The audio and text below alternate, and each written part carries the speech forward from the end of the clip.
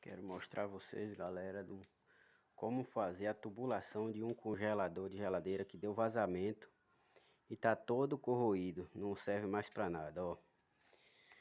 Vou lhe ensinar como é que faz aqui. O vídeo eu não vou fazer ele todo aqui porque vai ficar muito grande, mas ó, o seguinte é esse aqui, ó. O seguinte é esse aqui, ó. Esse cano aqui é onde vai entrar o capilar. O tubo capilar vai entrar aqui e vai fazer o mesmo sistema, ó, as voltas. Tô lhe ensinando como fazer. Aqui eu botei as braçadeirazinhas, uma braçadeirazinha de alumínio do próprio cano que eu cortei, que dizia pro motor. Eu fiz as braçadeiras, tá vendo?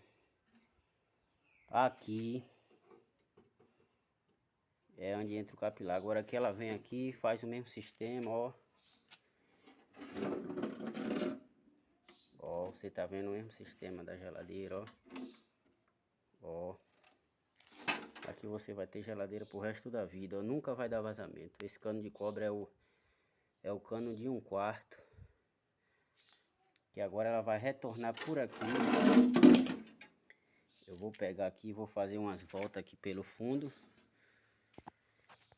Vou trazer o retorno para aqui. Vou trazer o retorno para aqui e voltar. E no retorno, no cano de retorno, eu tenho que colocar um filtro. Eu pego um filtro secador, corto ele no meio, tiro a sílica que tem dentro dele, que é para ele não dar retorno, e boto aqui, soldo ele no meio de novo e coloco ele aqui no tubo de retorno, que é para não dar retorno de líquido pro motor. E aí tá zero, ó. Como fazer a tubulação no congelador de geladeira original. Por dentro o congelador fica original, fica só com essas cabecinhas de arrebite aqui, mas você passa uma tintazinha, já era. E você vai ter geladeira para... Aqui eu dou 1 ano de garantia um serviço desse, só que você vai ter ela agora pro resto da vida.